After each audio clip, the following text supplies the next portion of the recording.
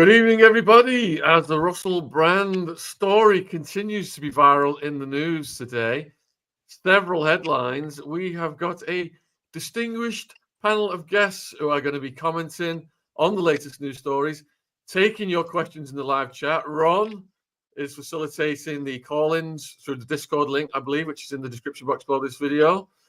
And round we go. I'll just fire off some of the headlines that have come in today. Yep. Russell Brand fears U.S. prosecution over SA claims. Russell faces charges in the UK. He's in the US. He's in Florida. Hallow cuts ties with Russell Brand after R charges. Russell Brand, according to the Telegraph, says, "My behavior was normal in the diabolical culture." Russell Brand assault trial evidence could come from lengthy Arthur outtakes footage. US Weekly, everything to know about Russell Brand's SA scandal. AOL, Russell Brand denies allegations. WHDH, Russell Brand denies allegations. Fox News, Russell admits sex was the main reason he bothered to become famous following SA charges. And that's just the first page of dozens, folks. So this is still taking the world by storm. And before we start to put these points to the guests, why don't we go round and each guest can introduce themselves? If we go clockwise, it would go next over to Beverly. And huge thank you, everyone, for coming on. Hi, it's Beverly Rhodes, the resident Jedi for the Sean Atwood channel, and I specialize in energies, toroidal fields, vibrations and frequencies, and remote viewing. And our next guest is new to the panel. Long time. Somebody's. Sean, are you moving things? What are you doing here? Our next panel member is Lady D, community member and creator. Great to have you here. Please introduce yourself. Hi there. I'm Lady D. My channel, Soul Therapy with Lady D. I'm a psychic intuitive tarot reader, and I've been doing it for about 30 years. I have a channel on YouTube, and I see clients every day, and I'm a big fan of the channel. I'm honored to be here.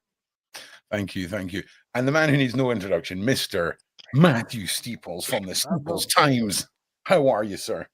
Good evening, and pleasure to be back with you both. And greetings from a bit of as you can see, the palm tree is blowing away behind me a little bit. It's a little bit windy tonight, but my heart here we are for you. Sunny Saint-Tropez. I'm the founder of the steepletimes.com, which is a publication that writes about all manner of things, and I've been writing about Russell Brand since about 2012. So there we go. Okay, well, and we also have Louise back. Thank you for joining us again, Louise. How are you doing today? And give yourself a brief introduction. Oh, yes. I had an intimate relationship with Russell about approximately 20 years ago, on and off for about a year. Well, listen, thank you so much for coming back. And if you guys are watching at home, you can all get involved in the phone-in side of things. If you click the Discord link in the description, come in and join the server and go into the waiting room. If Deanne or KOG, if you can go into the waiting room just to sort of highlight where that is, that would be wonderful. And you can pitch your questions. If you don't have Discord or you fear technology, put 3 capital Qs in the side chat, put your question, and we'll star it and we'll get to it and we'll put it around the panel. Did it, Sean? Right. So where do you want to start, Sean? Where we? In fact, you know what? Well, we hand it over to Beverly Rhodes for the energy assessment of Russell Brand. Is that a good place to start, do you think? Yeah, go for it. All right. Beverly, take us, and also Beverly, imagine that this is a new audience as well, and kind of give us a little explanation of what we're going through.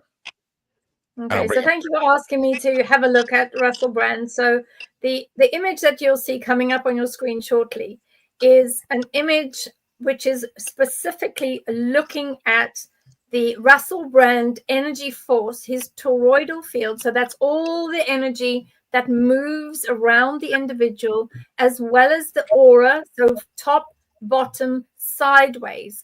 All of that information is also encapsulated in what appears to be the egg shape. So what I did is I then looked at his energy from 20 years ago, which I found particularly interesting because it was not overly stable. So you can see by the strands coming out the top that there was a lot of thinking, a lot of changing, a lot of, making decisions literally on the fly. But what I found very interesting on this particular area is the red ring towards the bottom. And that is the one that is slipped down from the base. So the bottom chakra point, so that's the energy point that is situated above your thighs, sort of on the base where when you sit your bottom down, it would be along there. So that is slipped down. So that can be an energy point that is causing problems in his own life at that time. But what I find also very, very cute is that those wiggle waggles all the way around his body, normally that energy moves up and it disperses. But in this particular person, the Russell Brand energy person, it didn't, which tells us that he is starting to develop a kind of a narcissistic type of personality, but also that there's a level of arrested development. So he's still very, very young for his age is what that is telling us. And that means that he hasn't really, the energy hasn't grown up yet. And he's looking at things through very immature eyes, if you like. And that was very keen 20 years ago with him. Then you've got the two plasmoids at the back. So those two big white ball areas, which is two particular individuals that will be coming into his field and literally change his life, as well as other decisions that would change his life. On the top area here with the top of his head, where this chakra point here is, so the energy field that you see at the top of your head, there is the energy field that's coming out with there. So he's literally starting to move forward with his life and his journey. So because he's very, very young in his field, he's very young all the way around, a lot of his decisions will be snap decisions, and they might not necessarily be the right ones. So I hope that helps. Yeah, tying into that then, if you're ever accused of anything as heinous as what's happened here, when you consult a lawyer, the first thing the lawyer will tell you is just to keep your mouth shut. And, he's dropped some things to the press that definitely, I think, could be used against him. For example, he was saying he only joined the industry, so he could get sex and things like that. These are not going to work in his favor when it comes down to being in court and being on trial. So I think John Wedger also touched on that when he was on the other night discussing this case. He says that Russell was opening his mouth too much and setting himself up for those words to be used against him. Now, one of the stories that I'm interested in that's come out today is the assault trial evidence could come from lengthy Arthur outtakes footage. Right. And the details here are that in 2023, he was sued by an unnamed extra using the pseudonym Jane Doe, accusing him of exposing himself to cast members before SAing her in a bathroom on the set. So Brand and Warner Brothers are both named as defendants in this case. Both parties are denying the allegations, but according to the Times, last week, Brand's lawyer, Mark Cuccaro, said in the New York Supreme Court that his client had reasonable belief criminal prosecution is possible in the US based on allegations tantamount to criminal sexual misconduct occurring in the US, of which he has been falsely accused both by the civil plaintiff and several others through the media. Warner Brothers lawyer Patrick Lamparello said is offering to submit outtakes of Brand in the film as part of evidence. He said the studio has some hours of video outtake footage, 4 or 5 hours, possibly around 8. Filming for Arthur took place in LA, although the city's police department said they had no open investigation to Brand. Lawyers for him saw a delay in the case, suggesting there was an overlap with a current criminal case in the UK. Judge Shlomo Hagler rejected the request. So it looks like his legal problems are multiplying in America simultaneously with what is happening here. And, it looks like if they got these outtakes, it's probably more use of his own words against him. Like Beverly pointed out, he set himself up for failure through Yes, things that he's he's, right. the way he's acted, things he's said. Very juvenile. Then this is the issue: is when you see that energy, there's nothing. If I was looking at an adult person who is like already over the age of 30, 35, which is where he should be now, that energy would be nice and smooth. There would be a lot of, areas that you are working through in your life as part of your journey. But that particular field says, juvenile, not listening, a person that just does exactly what he wants to do when he wants to do it. And, who cares about the consequences? And it seems like he's continued with that whole modus operandi throughout his life. Yeah, and before we go to the next guest, then I just want to say that whether he's innocent or guilty, I don't know, but I do think the timing of it is because of him being so outspoken, having millions and millions of followers on huge issues such as big pharma, military-industrial complex, pandemic, that kind of a thing. But yeah, so if we're going to go around clockwise, should we bring in Matthew next? Yeah, absolutely. Okay. Hello. Yes. Good evening. What would you like to ask me about it? What's your question? Well, what's your thoughts, Matthew, on today's news and the possibility of him copying more cases in America? Well, I think this man is, he flits from one side of the fence to the other. He's repeated, as I said yesterday on Ron's discussion, this is a man whose history goes back with, the Minogue family, who are people who I know. That was back in 2006. There were things with Vanessa Feltz. There were things with, the man who you can't mention, the most famous of the lot of them, the one who had a cottage in Glencoe, bringing up, and the horrible behavior with Jonathan Ross. There's so many allegations over the years. Before all of these allegations, this is a man who has a lack of a moral compass. That's how I see him. He's a two-faced, loudmouth, attention-seeking. I've never met the man. I know somebody who dated him. And I'm not going to say who she is, but I think you can easily work it out. He takes advantage of people. I can see that's very clear from his history.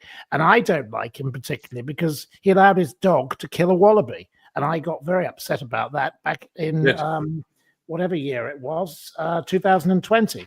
But I've been writing about him since 2012. So, I've never liked the man. I've always thought him a bit of a slime ball.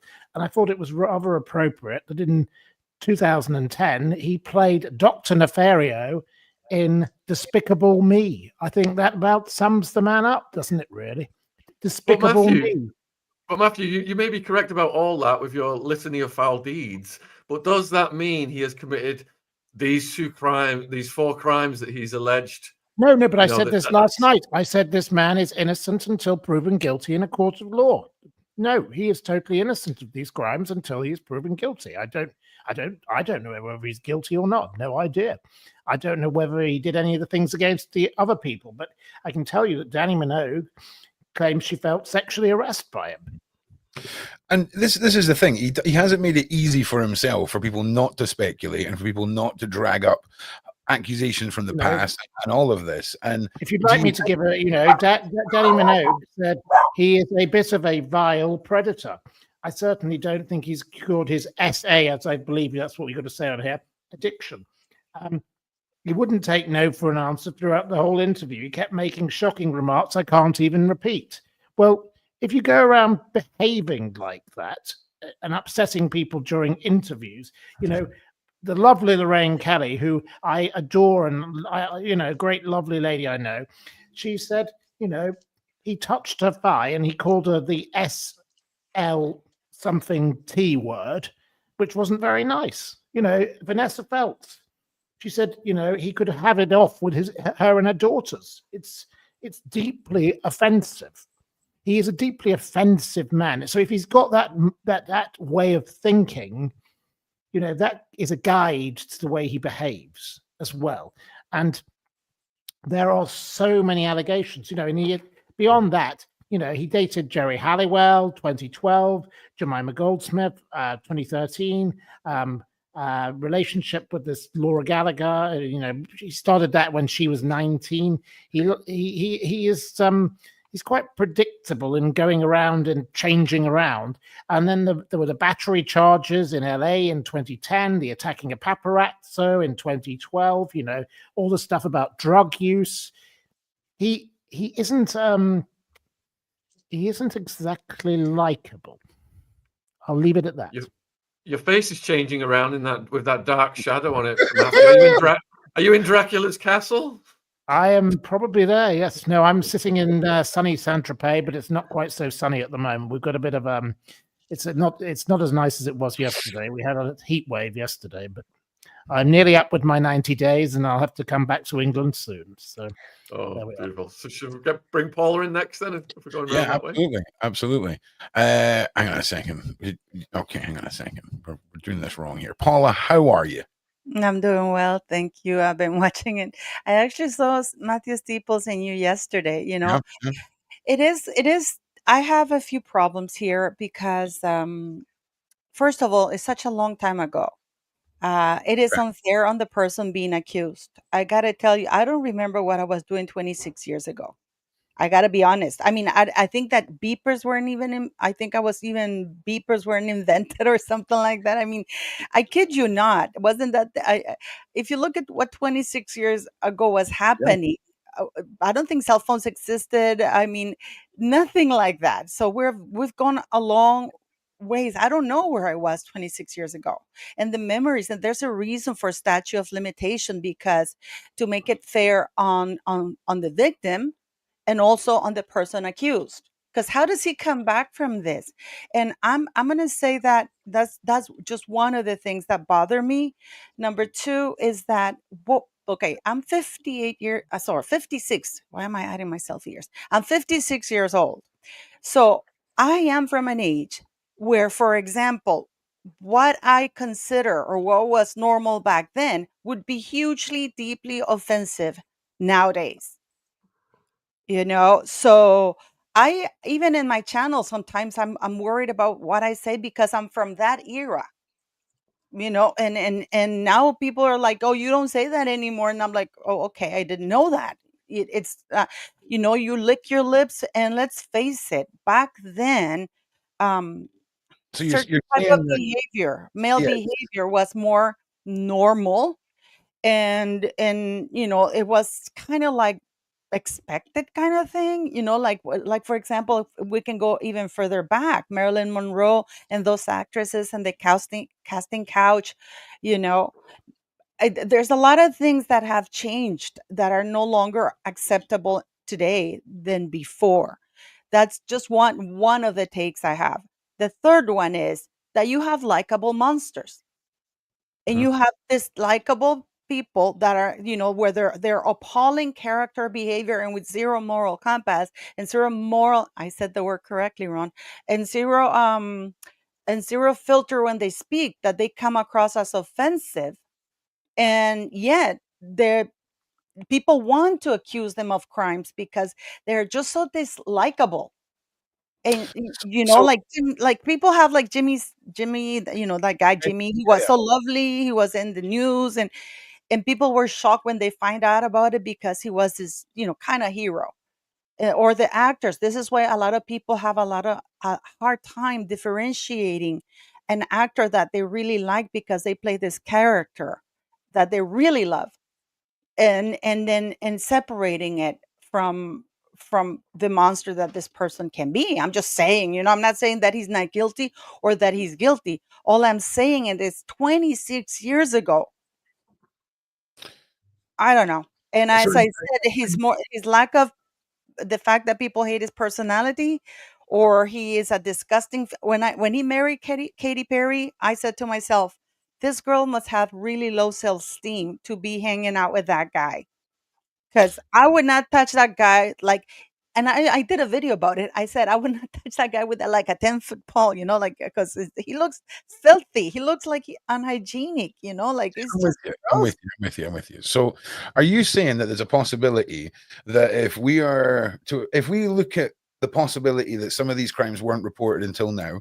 Are you saying, Paula, that there's a possibility that because of the extreme differences in culture back then, people could be traumatized by what they remember and are misremembering as culture back then as something that is completely inappropriate now? Is that what you're trying to say? Or well, I'm not. Well, SA is A no matter what. 100%. But for example, for example, in Italy, 5 years ago when I went to Italy, men, I remember guys, you know, that when a woman walks by, they whistle, they go, you know, to the woman, they try to touch you. This is like 5 years ago in Italy, and they still do it. That's part of the culture right now. Whatever, it's not appropriate. They do it in Latin America. But what I'm saying is that what was back then, as like, for example, men hit it on women, it was expected kind of thing, you know, like you go there, or that was the culture that prevailed back then. I'm not saying that it's all right. No, 100%. That's 100%. To reiterate, we're not condoning it. It's a discussion about the contrast between the two, because I mean, I'm from the UK. I remember that kind of culture that was present on TV. There was a lot of interesting shows back then, and there was this extreme, you know, there was that extreme culture. 100%. Matthew, just what Paula was saying there with the contrasts of the times. Do you think that that could manifest as an issue when Russell Brand tries to defend himself or explain himself in this? Well, you know, he has faced questions before. He was questioned after what he did to the poor daughter of the granddaughter of Andrew Sachs back in 2008, and it resulted in the BBC paying a £150,000 fine for airing calls that the BBC Trust had to subsequently say were deplorable intrusion with no editorial justification, you know, against this. And then Jonathan Ross and him, you know, they were back at it again in 2010. So did they learn any lessons back then? You know, we're now in a different era. I am totally anti the woke, and I'm going to talk about some of my views on woke again tonight on my own program. I don't like woke. I'm very anti the woke nonsense. But this man is not, it's not about woke. This is about behaving in a dignified fashion to your fellow human being. He has proven again and again that he is a self-serving, two-faced loudmouth. He flits from one side of the fence to the other. You know, he goes from theatre premieres and, you know, going out with Jemima Khan and then turning up to visit homeless people in a limousine after going to an anonymous protest. He is a grade A hypocrite who loves luxury, yet claims he's campaigning against it. He is, you know, the God Squad botherer. And, you know, now he's come out with this latest nonsense, which is that, you know, he said, where is it? Sorry, I've lost my page. Right. He has come out with the whole load of rubbish of, I was a fool before I lived in the light of the Lord. He's found the God. I want to thank you all for your continued support. Stay free and praise the Lord. You know, after being baptized in the Thames by Bear Grylls. It's very convenient to find God when you're in trouble, isn't it? That's what I say. Absolutely. I'm going to take that. A hypocrite. I'm going to take that as a strong yes. And as always, appreciating you. I wanted to jump over. I'm only going to be direct with you. I do not. Listen, I'm not John Major. I'm not Grey. I just want to say something quickly. You know, in regards to that, if we're talking about hypocrisy, there's a lot of people who claim they're for the environment and they're traveling in private planes. There's a lot of people who claim that they are helping the poor. Russell Brand is one of them. No, I didn't say that. I didn't say that. I'm saying that. Say back to you, Russell Brand is he likes living, he likes hanging around with rich people, and then he goes on about how everybody else should be treated differently. I am not disagreeing with you. I can give you one example of somebody who's very hypocrite. We have Prince Harry preaching about he just got an environmental award for. We're not talking about Prince Harry here. We're talking about this moron. I understand that, but I'm giving you examples of other people who are morally reprehensible and hypocritical. But that doesn't matter. That's not what we're talking about here. We're An talking about analogy. him. An analogy. It's an analogy. It's an analogy. I accept that there are other people that are just as bad. Let Paula But cook. in this Let case, Paula this is cook. a man who buys a pub and Cooking, man. closes it down in a community and ruins the community pub, which I think is a terrible thing he did. You know, Yeah, it's you don't mess around with a outrageous. pub. I agree Waste with of you there. space.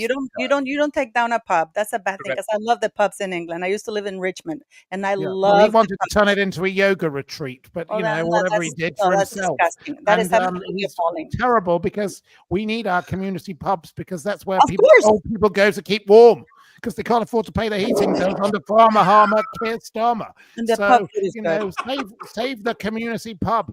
Get rid No, of no, Russell I Brand. love We don't pubs. want I him love in our pubs. pub. Circling back. I used to live in Hampstead Heath, and I used to live in Richmond, and I used to love going to the pubs by the Thames. You know, it was just beautiful. I used to go to the Cotswold a lot. But what I'm saying is that he's not the only one. The problem is that he's unlikable. He says the wrong things, and he is morally reprehensible. But does that make him a criminal? That is my question. I didn't say it made him a criminal. I don't know if he's a criminal forgetting- until he's convicted, do I? Well, I this is have the thing. actually no knowledge of this man, other than the fact he has attacked the paparazzo 2012, battery charges in LA 2010, drug use, you know, all the rest of it, accused repeatedly by Danny Minogue, Vanessa Feltz, Lorraine Kelly, a lady called Jordan Martin, who was assaulted at the Lowry Hotel, allegedly, all sorts of people. I could go on and on and on. There are so many examples of what he did before all these allegations.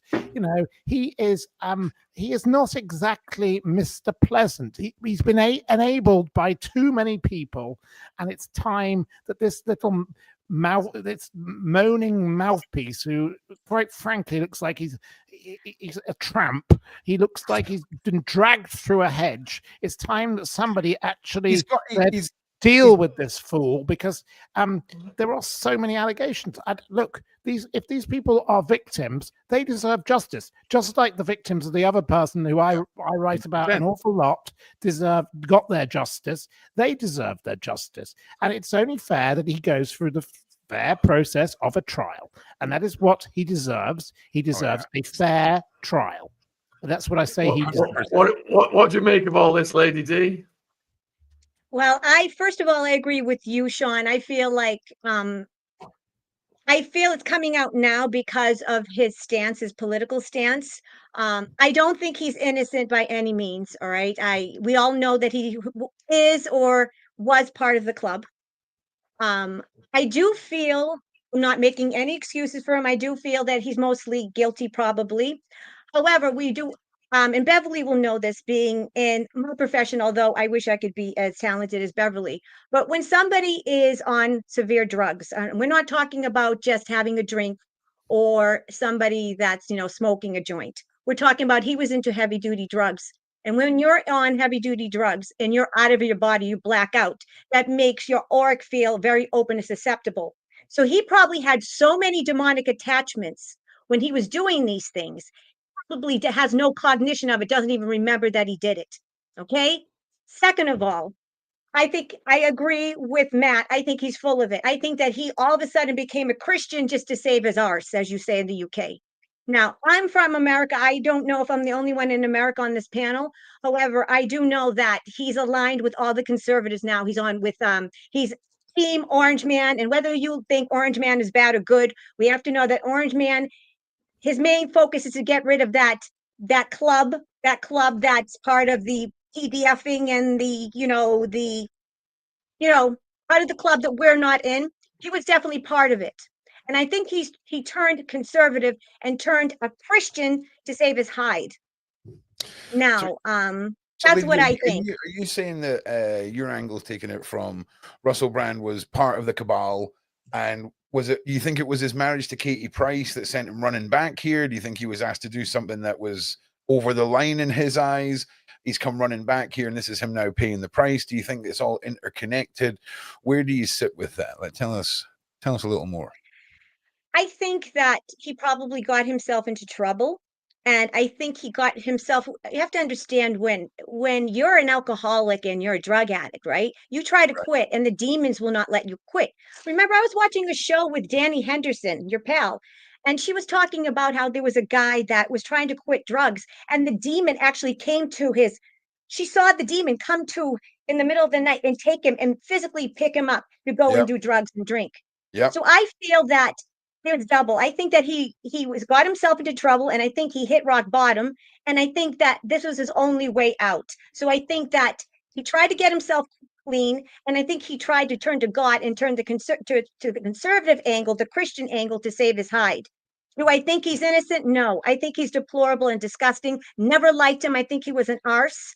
Never liked him. When he was married to Katy Perry, he was so disgusting. I agree with everyone on this panel.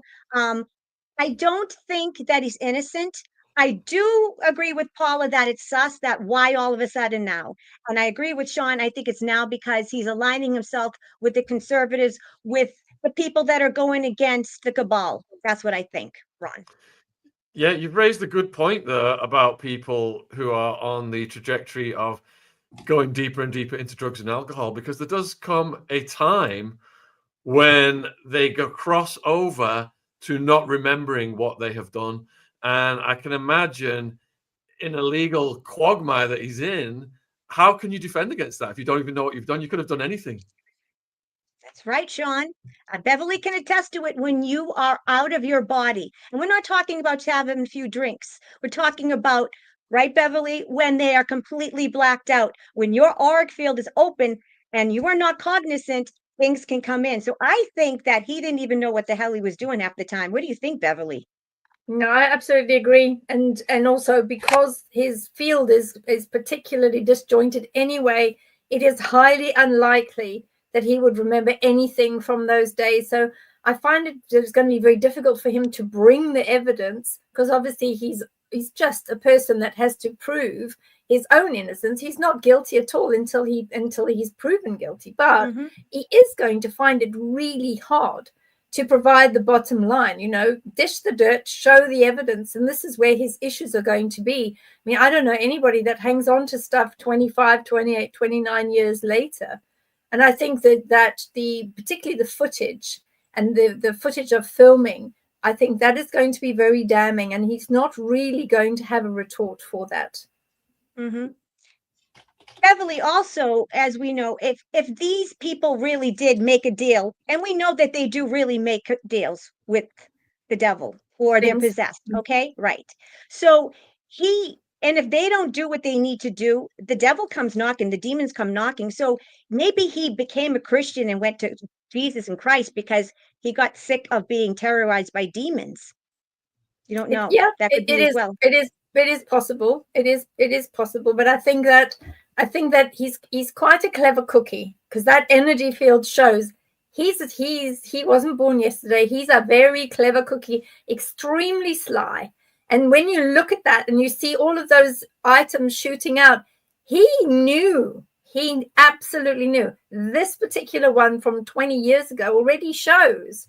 And that's why his feet are yellow, because he's in running mode. He's not going to sit still. He's going to run. He's going to gap it out of there really fast to make sure that he plans, and he does plan ahead. All of this was planned. He knew, absolutely knew, that they were going to go for him. They knew Cabal and other agencies, organizations, they were going to go for him. And this is when he knew, well, I can always fall back on X, Y, and Z. And I can always say, well, those were my bad days. This is my situation, and this is where I am now. It's a great form of defense. And I think that is the only form of defense, as well as it was all consensual. But he won't even remember whether it's consensual anyway. So he might as well plead, oh, it was all consensual, when he intends to do that. Well, that's the whole point. Isn't that the whole problem, though, that it's such a long time ago? That is the problem of 20. We're not even talking 6 years ago. I can ask you, any of you, to tell me what you were doing. I'll throw you a random number. 14 years ago.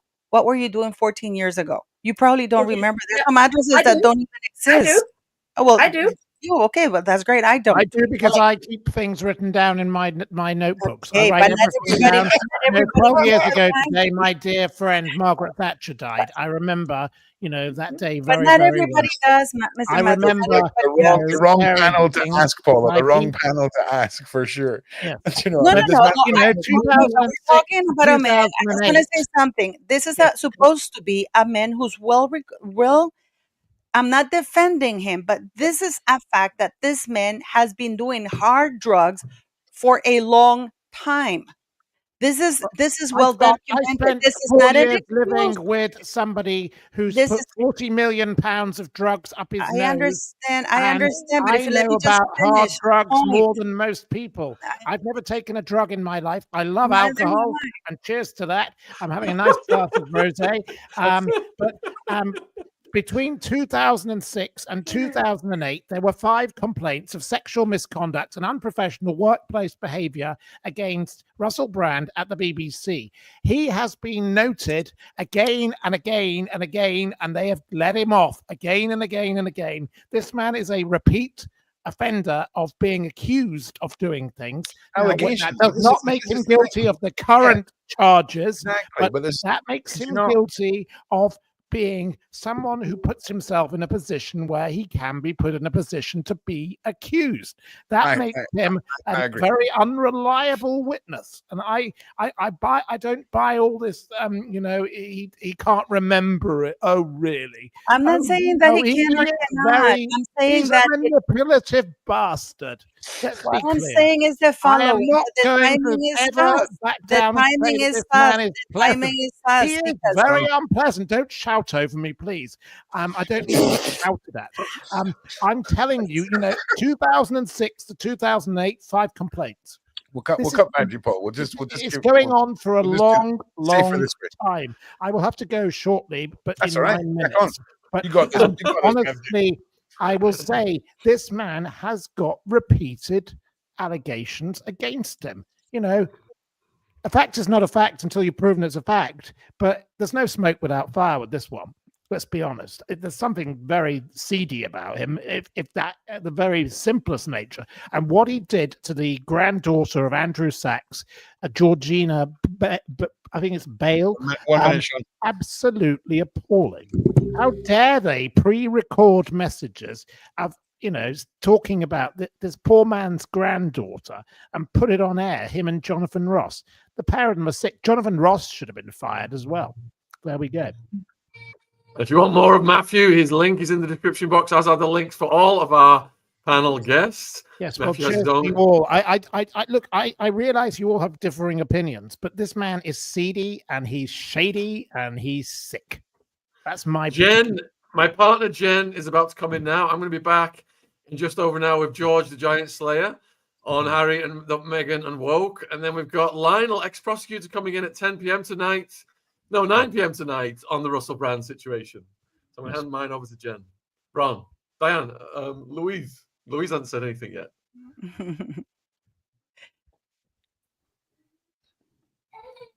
Ron. Right, I'm still here. Ron's on holiday. You put me as your main person. But Ron, what have you got? What do you want me to say? Let's get Louise up here. Louise, what are your thoughts on all of this? Hello. I'm back. Hello. How are you doing, Louise? Hello, can you hear me? Yeah, we can hear you. Oh, I just want to say in response to Paula, I don't know whether I've got a brilliant memory, but I can remember it vividly. And I can even remember lying in bed with him and staring. I couldn't sleep, staring at a piece of chewing gum stuck on the wall. So I can remember like almost everything from 20 years ago at that point. Probably not other things 20 years ago, but I've got a couple of times I remember him having quite a quick temper. Do you want me to tell you about that? Yeah, touch on that. I remember once he demanded me to make him some dinner, like quite horribly, and I said no. I would have done if he'd asked me nicely. I would have done, and he got very angry, and he proceeded just to get a bowl of custard and just sulk for the rest. He wouldn't talk to me for the rest of the night. And I remember once when my sister, before I started sort of going back seeing him, my sister was trying to talk me into not going back, and I remember he put his hand on her shoulder and pushed her onto a chair and said, "Shut up, bitch." And yeah, so he can't be very nice, Paula, you're right, but he can also be very charming. And yeah, there's also a time this is what he wrote in his book, in response to, I think Matthew said about him being cruel to animals. There was a piece I read in the paper about an outtake bit in his book about him having a cat called Topsy, and the cat wasn't allowed up the stairs. So what he used to do was he used to sit at the top of the stairs and say, "Come on, Topsy, come on." And the cat would like gingerly go up the stairs. And then when the cat got to the top of the stairs, he'd throw the cat down the stairs. And then he'd go to, this is what he wrote in his book, he'd go to the bottom of the stairs and say, "Oh, that poor man, did he throw you down the stairs, Topsy? Oh, poor Topsy." And then he would repeat this to the cat. And I found that quite disturbing. What I read. That's real disturbing. Actually. It's quite narcissistic, isn't it? May I ask you something, Luis? I guess you were his girlfriend or something with him, or Well, you? I don't know. I was seeing him like on and off for a year, but I just want to say as well, I was seeing him before he was well known. He was on a secondary channel called Big Brother's Big Mouth, but it wasn't in the papers about him being such a womanizer. So a little bit in my defense, not that it's an excuse for, you know, essaying anyone in the future if they knew about his womanizing, but I really didn't know. I thought I was the only girl seeing him at the time.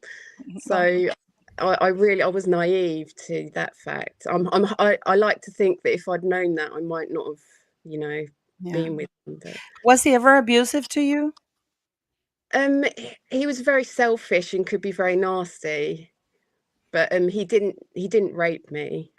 No, but was he? No, I mean, okay. No, I know that we've established that he's a repulsive individual. Nobody's saying here that he's a little angel, that, you know, he should be given a second chance. But I'm asking you, was he ever abusive in the sense of, I know couples fight. I mean, my ex-husband is not in jail.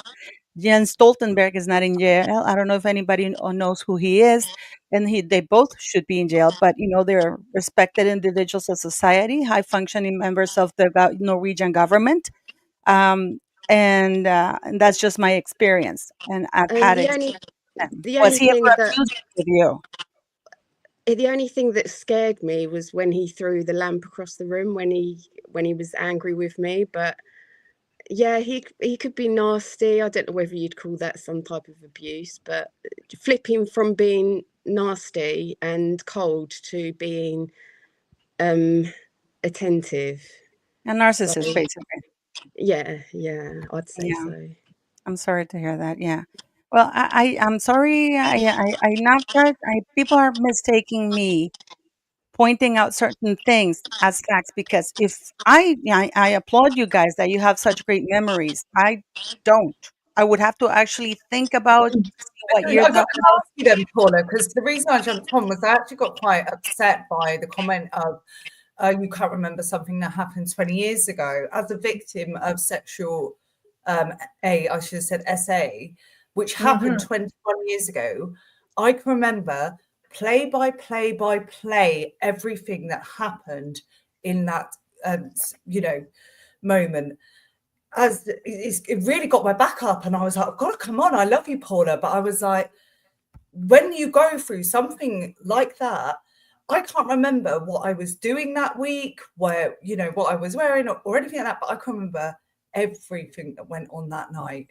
Like Gone with the Wind was playing on in the background on the TV. That haunts me to this day. So I find it really difficult not to sympathize with the victims in this. Who feel like they went through something so big. I think you missed the underlying point of that. I think it wasn't about people who are real victims who went through an R word. There has been cases, and so many cases, of women and men thinking back to past experiences and misremembering things, and not, you know, years later dwelling and thinking over blackout moments. I think it was more based at that subcategory of the individual. How can it be based on that there's no such thing as subcategories of SA. No, I'm not saying. I'm not. You know what I mean? There's this, there's that, and I don't appreciate. So then I'll push back against that. So there is plenty of people, and there's been plenty of cases where victims have years later misremembered and turned something into something that it wasn't. I'm not talking about victims who have a detailed and horrific memory of an encounter that's seared into their brain. I'm talking about... Exactly. It's like a branding, a Russell 100%. branding. So it's not, it wasn't that category of individual I don't think Paula was getting at. And I think that was also a follow-up from when Paula, or we were pointing out, I've been asking when these crimes were reported. Are these victims, because to me, I imagine many of them are from 20 years ago and have been reported. So why not? Why wasn't it dealt with then? I just want to, you're talking about something. I just went through a trial in 2022. My son was called in Norway to testify. I don't know if I was blocking things because, as you say, you have vivid memories. I can tell you exactly how many times my ribs were broken, my legs were broken, 14 stitches on my head, my lips were cracked. And in some instances, the former head of NATO was in my house when that happened. That's the levels that we're talking about here, okay? So I can remember the dates and everything, but there are some things that when my son testified in court, I don't know if I chose to forget it. I don't know what it was, like when my son was describing that stairs incident. And until my son, and I didn't know that my son remembered it. My son was only 8 years old when that happened. And when he was saying that, I was like, oh yeah, why didn't I remember that? When he hit me with a baseball bat on the head and I fell down the stairs, and I was trying to get up from the floor because our house was like 2 floors, and my son was at the bottom trying to get me up, and I'm trying to calm him down. I've forgotten all about that. I don't know if I was blocking it. So I have been on that side, Jen. But what I'm saying is that I wasn't disputing that, and I no. But what I'm saying is that to be fair, why now? And that's what bothers me. I thought about this, and that's a really valid point. Is I thought about why now, and it is because sometimes in life you have to get to a certain point where you can deal with the therapy, where you can deal with talking about it, where you can deal with bringing it to the surface and the backlash and the mind efferees that are going to go on during a trial. Sometimes you've got to build yourself up to be in that moment. It's only now that I could probably deal with what I doubt, what happened 21 years ago. And that is for a ton of therapy. And, right. I have to say, I agree with you all. I have to go now, but I totally say that, it takes people time in life to adjust to whatever situation they're in, and they then will take it doesn't matter when, but if you can get justice for somebody during their lifetime, it's much better than what happened with the certain BBC famous face who nobody ever got justice against. So let this man go through a fair legal process, and let's get justice for these victims, if they are victims indeed. And if they're not victims, they'll be proven not to be victims. And then the justice will prevail. Exactly. He needs his day in court. And he needs, he needs his day in court for himself. So anyway, I must go now. But anyway, thank you very much for your time. I'm sorry, Jen, and we didn't get to talk, but I know, give me a ring on the phone tomorrow and we'll have a little chat. So yes, of course. Anyway, thank you, Ron, and thank you to everyone else, and have a lovely evening. Take care. So listen, Jen, your point's totally valid, right? But at least 2 of these cases were reported and reported on and covered in the news 4 or 5 years ago. So we know that there has been a massive waiting period. So of course, because obviously the dispatches program that was released on that, which clearly obviously was brought to light due to these accusations. But Jen, when does a documentary and sat on their investigation? Now I think we're all Jen, when do you have a they're all jumping a gun. When do you have a documentary and saying that I'm not coming on here and saying he is 100% guilty, because quite frankly, I do not know. I do not know if he is innocent or guilty. All I know is there's a court date happening in less than a month. Yeah, I'm not asking you if on that date, evidence is going to be presented in front of a judge that is going to be either, oh, that seems true, or it's going to be, oh my God, this is him getting matrixed. That's exactly what's going to happen. And if the evidence is thick or stinking, then he's going to have the whole of, the truth seekers backing him up. If it is hard evidence, what are you going to do? What is Sean going to do? Is he going to eat his words and say, oh, you know, it's, you know, the elite after him or anything like that? What are you going to do? Well, what I'm going to do is, if you can answer the question, that would be great. Well, the thing is, though, wait. I would like to finish. I would like you to answer the question, which is, when we've got these charges, right, that go back, or these accusations that go back 4 or 5 years, at what point do you ever see a Dispatches documentary come out before the court case, after a failed derailing of deplatforming, right? Why is there not been the same interest back then as there is now to push for convictions? So for me, I hope to God every single one of these women reported the crimes when they happened.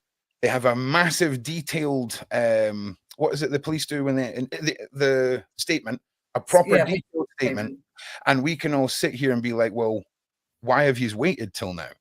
Because that to me is any victims is a sad story, but if we've got fresh statements from back then. Now, what Jen has said about real victims, proper victims, and have these moments that are burned into their mind, 100% what you're saying, Jen, about them coming to terms with it, I completely accept that too, 100,000,000%.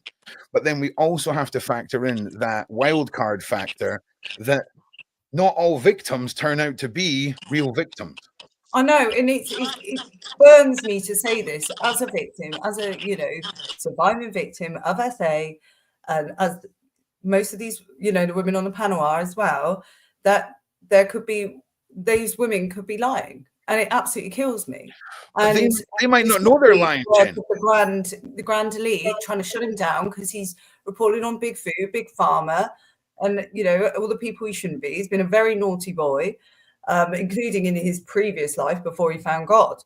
And I just think I mean, the whole case stinks. That's why everyone's interested in it. But it seems to have, what's, you know, interesting to see is, I'm a bit of a toxic scroller, which is probably one of my worst habits, is like every time I go on Twitter, I'm one of those people who checks all the comments. And it is a proper mixed bag about him. It is, right. I would say, straight down the line of believers, non-believers, innocent, guilty. Mm-hmm. And it's going to be such a big case. And isn't P. Diddy's case starting around the same time as well? We're going to talk a little bit about that. But Lady D, I want to just throw you in with Jen for a minute. I'll circle back round to you in a minute, Paula, and then I'll come to you, Bev, and I'll circle back to you, Louise. But Lady D, have you met Jen? The wonderful Jen Hopkins. Hello, Lady D. Lady D. What a fabulous name. Hi, it's so wonderful to meet you, Jen. I know you're Sean's other half and your baby mama. You are the beautiful baby's mama. So it's so wonderful to meet you and be on screen with you. Thank you. Sorry, I stormed in the podcast there. Like, oh, I got to get something off my chest. Proper Gemini trait there. But no, it's so lovely to meet you. I was listening to all of you speak before I came on, and it's so fascinating how yourself and Beverly are feeling into his energy, and how he was sort of back in the day intoxicated quite heavily, so he might have had a blackout. Yeah, I think that's it. But first of all, I just want to say I'm so sorry about what happened to you, and no one can ever speak for a victim other than the victim, and everyone has a different story. So I'm so glad that we had you on here. Sorry that you went through, but it's good to have somebody, and as well as Beverly. Beverly's been through it too, so we have two people that were actually victims here. But yeah, I feel that he's a monster. He's a monster, not making any excuses. What he did is wrong. I feel he's guilty. But I do think he was so intoxicated. He was so out of it that I do think a lot of the time he wasn't cognizant of what he was doing because the demon took over. But that doesn't mean he shouldn't be held accountable. It doesn't make any excuse for him whatsoever. Agreed. Well, we all know what's sort of gone on with these celebrities at said parties is they've all been given a cocktail of mixtures, should we call them, of things that will get them incredibly intoxicated. And then they get made to do incriminating acts, which will be filmed and used as bribes. Is this something that he might have got messed up in? with some of these cases and sort of went with it. Because that was the theory I was sort of thinking, because there is that photo of him with P. Diddy holding that egg that just looks really bizarre and can't be explained, I don't think. I mean, unless someone can please correct me. Yeah. That's an interesting, very interesting. I wonder that, you know, I wonder too, like, we don't know, was he born into that? This is what I know. Beverly, do you think he was born into the Cabal, or do you think he was kind of jumped in? Because we don't know if he could have been born into it. And then, because a lot of them, listen, I have personal experience with Bono, the real Bono, not the clone. And I know that he was born into the Cabal family. And what happens is that they're SA'd and SRA'd as children. And so they're brought into it, not making excuses. So I'm wondering if he was started off, if he was born into Cabal family, and that's where it started. So I guess I would ask Beverly, because she can see the energy a lot more than I can. Well, I would agree with you. Then, and I think some of the key aspects there is look at his eye color, particularly, and look at his overall energy. And coming from the Rhodes family, which is a Cabal family, which I got out of after my 9 years of service and the SRA and all of that. That's in my book anyway. Once I managed to free myself from that and heal from that, it is possible, because his energy is disjointed and it's very compressed. So he has had a lot of types of SRA for himself, and he's had a lot that's happened.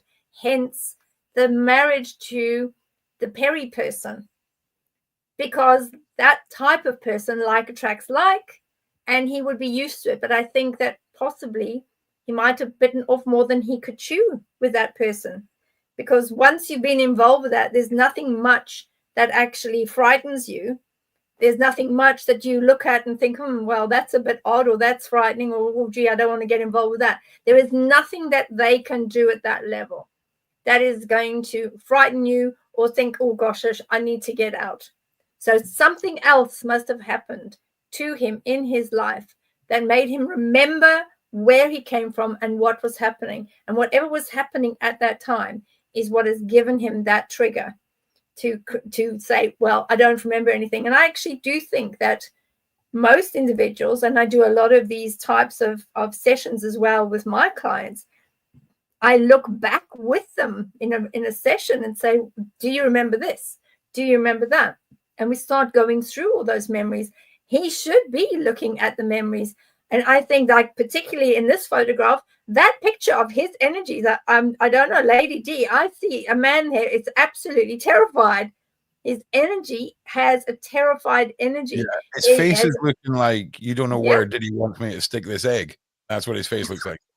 Yes, and this is it. So there is a lot in the closet, shall we say, to unpack. There's a lot of memories, there's a lot of issues, and this is all catching up with him. But just because he doesn't remember, it doesn't mean to say that he cannot be held responsible. If in fact those survivors are actually true survivors, and if they are able to provide the evidence, I can provide the evidence of the full 9 years of all that I did and all that I was involved with. And I've got a list of 16 key individuals that were those that caused a lot of pain and a lot of suffering. So I'm pretty sure that if they are survivors, they will be able to dish the tea, they will dish the dirt, they will have the evidence. So we'll have to wait and see how this comes out. Yeah. I think what's interesting for me is the Warner Brothers headline that Sean talked about earlier. That was 2023. Like, that was recent. And we're talking about alleged essay in a toilet, or attempted essay in a toilet, like exposing himself in front of a whole crew, allegedly. And I mean, that's pretty recent, Russell, right? Yeah, that's after 12 steps in rehab. And we are fully in God mode at that point, Jen. We are fully locked in to the God mode at that point, 100%. So I mean, it's not looking good. It's really not looking good for Russell. Innocent until proven guilty, of course, but of course. There's a problem with that. There's a big problem with that. And nowadays, people try you in a court of public opinion. Look what happened to Johnny Depp. Look what happened to Blake Lively and Justin Baldoni. I can tell you for a fact when this all came out. I did a video and I said, I don't believe her. I'm sorry, I don't believe her. I have a very dear friend of mine who is a celebrity, and she immediately DM'd me and she said, how could you, Paula? He gave her COVID. He walked into her thing while she was breastfeeding, because she's also been a victim of harassment, you know, and stuff like that. And it's like, I'm sorry. It's just that I know what it is like to be SA for 9 years in a row, being beaten like crazy. My story is well documented. It's worldwide newspapers. And I mean, prime ministers were involved, former, you know, like, so we're talking, I know what it is like that. And even I do remember the acts, but I can't tell you exactly what day it was when he beat me and I ended up, I kind of have a rough idea because it happens so often. So I am not saying that Russell Brand is not an idiot. I have never liked him. As I said at the beginning of this, I think I find him, even now that he's showered, he still looks filthy, you know? And to me, I remember when he married Katy Perry, I'm like, what is this? I really thought she had a low self-esteem problem marrying a man like that, because, you know, usually your partner reflects, you know, it's your choice in life, basically. And this woman was famous, a multimillionaire, and this is what you choose for yourself. I remember it put me off of her. Having said that, people were, Justin Baldoni was dumped the very next day from his agency. And if he didn't have a billionaire backing him up, this man would be branded a monster. And you would have, I'm just saying that unfortunately for Russell Brand and for these victims, when you put things out there like this, they're out in the public domain. You can't take them back. My case started in 2013, and I'm getting things still today's day, being called things that are not true, because my ex-husband managed to who was in a more powerful position, managed to spin the narrative in such a way that in spite of the fact that I was winning every trial, he was still the innocent man and I was the evil person. So all I'm saying is that we are already predisposed to dislike the man. Yes, he's had disgusting behavior. He is not, I am a Christian. I am a Catholic. I personally don't believe it's BS that he's found the Lord. Because I am a Catholic, and you don't hear me go, no, I praise the Lord. I don't even do that myself. What about, did you think he means it? I don't think he means it. I don't think he means it. I'm sorry. I don't think he means it. I believe Candace Owens means it, that she's a Christian. Mm-hmm. But those people, whenever I hear the word, oh, praise the Lord, I was like, can I just say something regarding that? Yes, please do, Louise. Can I just say, is it because Beverly said, which I agree with, that he's very sly? Could it be that he preempted this happening, and his change to the Lord could be thinking that some of the jury might be very strong Christians, or the Christians might back him up in this? They might subconsciously sort of go with him because of his strong faith now. I don't know, maybe he preempted that. A lot of SA people hide behind religion, which is really unfortunate for religion, because obviously there's a majority of people who are religious, nothing to do with this, but a minority are involved and hide behind religion. So it's hard to sort of pinpoint whether he moved, because I sort of sat with the spirituality part of him, of, you know, I'm into the curtain, the Hinduism and love and light. And then when he turned to God, I just found that a bit of a switch altogether. Like it was just a bit of a marketing ploy to get more followers, a bit cult-like. Yeah. He's very, he doesn't seem to take any accountability. Like when he gave me an STD and he laughed about it on his radio show and never even took accountability for it. And also I remember when he was working, I can't remember if it was the BBC, after 9/11, didn't he go to one of the people, I think it was BBC, and he was dressed as Osama bin Laden the next day after 9/11. That just shows total disrespect and immorality, doesn't it? I think that definitely happened. I remember reading that. But yeah, and also, am I allowed to mention the allegations at all? The current allegations are in the paper. Well, it was in the paper a while ago. Yeah, if it's been publicized, then yeah, of course. One of them, which really worried me, was a 16-year-old girl who he had a relationship with for about 3 months, and he met her in the street and sort of, it seemed like he groomed her in a way, and he used to get her picked up by a chauffeur from school halfway through the school day, and she said that the chauffeur dropped her off once and begged her not to go in with him, and said, I've got a 16-year-old daughter, please don't go in with him. I will take you free of charge home. Just please don't go in with him. So that chauffeur must have seen hot sites, you know, that young girls, I don't know, I'm just guessing, but it doesn't look good, does it? No. Yeah. You know, there's a famous case of this famous writer, and there was even a movie made about her experience of being barred, right? And then it turned out the men did like 20 some years. She was absolutely sure that, I Yep. think we know which case it is. There was a movie made about her life. She became a bestseller. I think that the movie was nominated. And I mean, this poor guy sat in jail for 20 some years because she was absolutely convinced. They told her, she said, they asked her, she said she would have put her life on stake that she was right. Fortunately, they took some samples of the day it happened. This is before the DNA thing.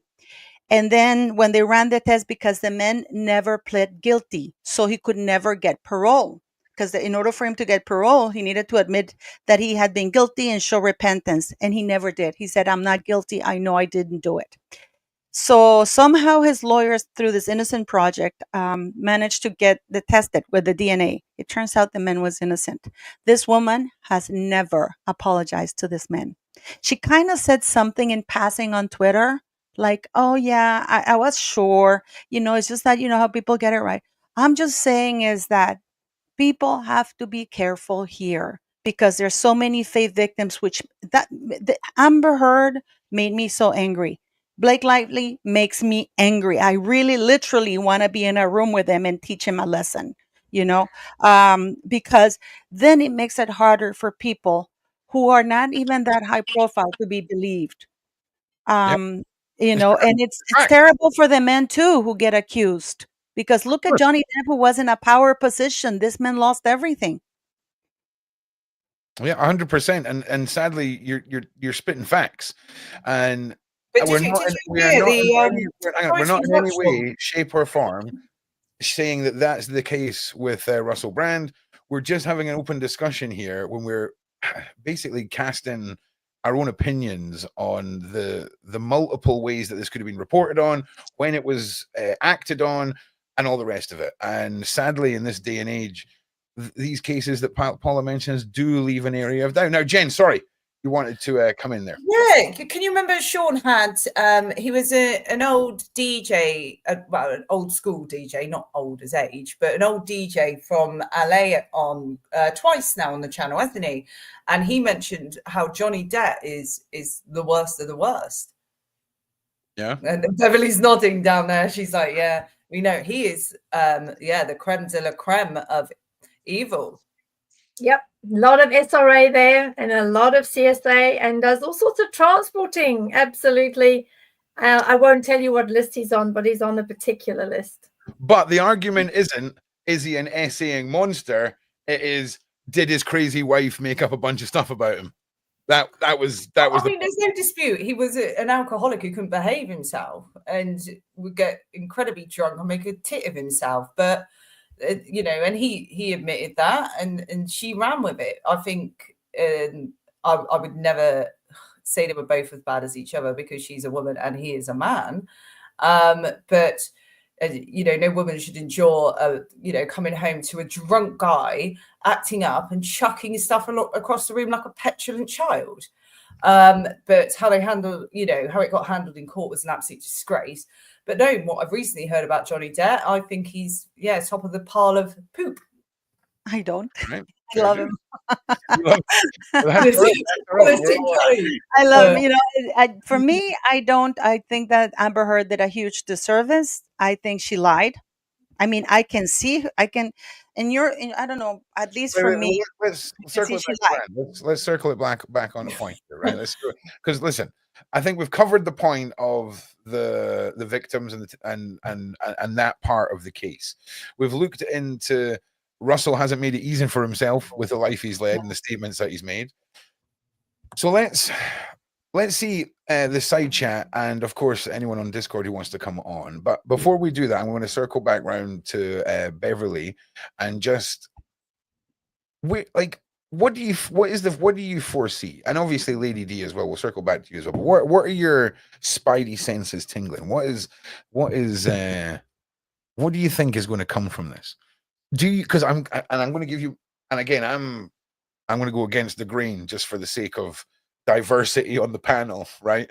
But we'll take it in turns. But how do you see this going? In your humble opinion, this is all allegedly.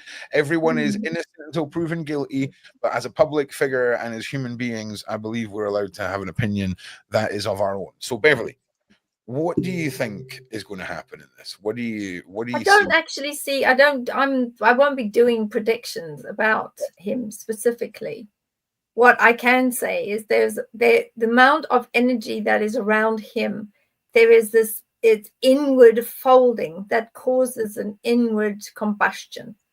And I think that he's going to have to do some really fancy footwork in order to be able to get out of this one. And that is where the issue is going to come in. He has and I'm sure that Louise will understand this, he has a really, really short fuse. And even all those energies we were looking at earlier with that red circle at the bottom, he has a very, very short fuse. And he is just going to go absolutely ballistic at some point. And that's when a lot of the truth is going to come out, is he will give himself away. And I think that later is when we're going to see all of the truth coming out, because there are other people that are going to come out of the woodwork with more information and more evidence about him. Louise? Yeah, well, knowing him like I did then, he's very, like Beverly said, he acts like a child, like very entitled, very spoilt, brattish. If he doesn't get his own way, he sulks, he gets angry, and he doesn't take accountability for anything. Doesn't say sorry or anything. So he doesn't see himself as responsible, I don't think. We had a question from the side chat earlier, and I think you're probably the best one to ask this, Louise. And somebody had asked how he dealt with rejection. Did you ever witness him having to deal with rejection or being let down or things not going his way? Well, when I first met him the first night, he was desperately trying to get me to go in the toilets with him and, do things with him. And he was joking around, trying to make it all funny, like, oh, the smell of toilet duck is romantic and all this, trying to make it all joke. Wow. And he did. I saw him get very angry when my sister was desperately trying to stop me from going with him.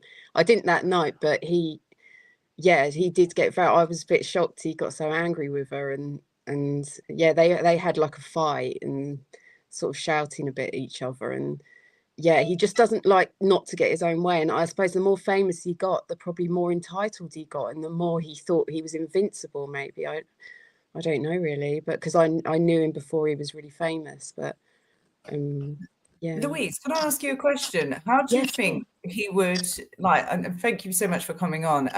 And how do you think he would feel about, one of his exes speaking about him like this? He's probably not worried about me speaking, because I'm not saying he's done anything illegal, but I'd like to think he feels embarrassed about it, and he feels sorry for the way he treated me, mainly because it was just so horrible when I got the STD from him and he didn't care. And he probably didn't even get treated for it. But the fact, this is only my opinion, but the fact that only weeks after I stopped seeing him, he was shown in the papers to be seeing Kate Moss. And apparently, from what I read, afterwards, she would not have his name spoken near her. She did not want anything spoken about him in front of her. And I assume maybe he gave her the same STD as he gave me, because it was so close. So that's what I'm reckoning that might have happened. He just doesn't care about people. He doesn't care about anything but himself, anyone's feelings. And how did you feel coming out of that relationship? It sounds absolutely toxic. Yeah, Well, I was 23, but I was a very young 23. I was very naive. I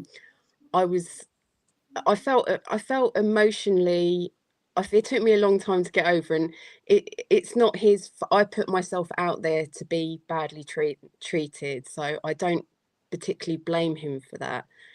He shouldn't have treated a woman like that, but I blame myself. I blame myself. I do blame myself because no blame. You should never blame yourself for somebody no, else. but I went back for more. Narcissistic He treated me badly, but I went back for more in a stupid way because I fell for him. I thought I could change him. I thought I could help him because I know his past. I knew he had a horrible childhood. I think he got, from what I remember, he had bulimia, and I had a eating disorder, so I felt for him in that way. And he had a horrible dad, from what he said. He's had a horrible dad. His dad took him when he was 16. His dad took him away to get his virginity, to lose his virginity. And he said to him after, "Oh, I took you away a boy and you've come back a man." I mean, what dad would do that? Things like his dad seems like a narcissist, and it is hereditary. It can be hereditary. And the fact that his dad, I think, is a narcissist. If he's grown up around, from what I've seen, his mum seems lovely, but I think he might have been very spoiled from his mum. And I think he's just, because I know quite a lot about narcissism because my son's dad's one, and also he's bipolar, which isn't.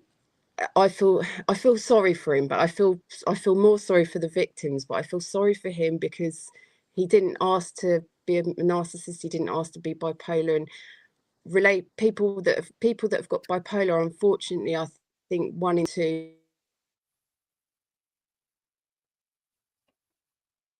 You still there, Louise? Oh, we may have lost you there, Louise. You may be currently. One psychologist, and one of my best friend's mother, she's a psychologist, and she said that as a child you don't have an option but what happens to you, but as an adult you make your own choices. I know somebody that his father was an incredibly, even here in Latin America, beating a kid, it's normal. I mean, I am repulsed by it, but I mean, taking a belt, they even make these special things to hit you with, and this is absolutely normal here. And it completely shocks me. But my friend, his father was an alcoholic. He used to beat his mom, so he could have continued when he grew up to be that way, but instead he was the opposite. It's like, I remember how that felt. I mean, you cannot make him drink one drink because he's so terrified that if he takes one drink, he's going to become an alcoholic and be like his father. So I will never forget those words. As a child, of course, we have no choice in what happens to us and what is done to us. But as a grown-up person, if you remember those things, there's a very basic thing in the Bible, or not in the Bible, but you treat people the way you like to be treated. How would you feel if you're treated like crap? But this is, and I try my best to do that, not always succeed, but I just try to think, man, I wouldn't like to be humiliated that way. I wouldn't like to be, talked down that way. I wouldn't want to do that, because I wouldn't like it myself.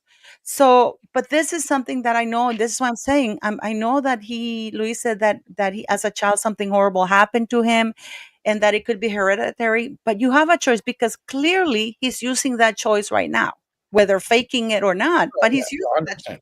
No, 100%. Right. Let me throw it back to Lady D and Jen, and we'll circle back around again. Now, what do you think, the two of you? Do you? I'll go Jen. I mean, I'm pretty sure we know where Jen stands on this, right? But what do you think the outcome of this is going to be, Jen? What do you think? Again, I just want to restate this. Right. This is individual opinions, allegedly innocent until proven guilty. We're just speculating based off of our personal, speculation.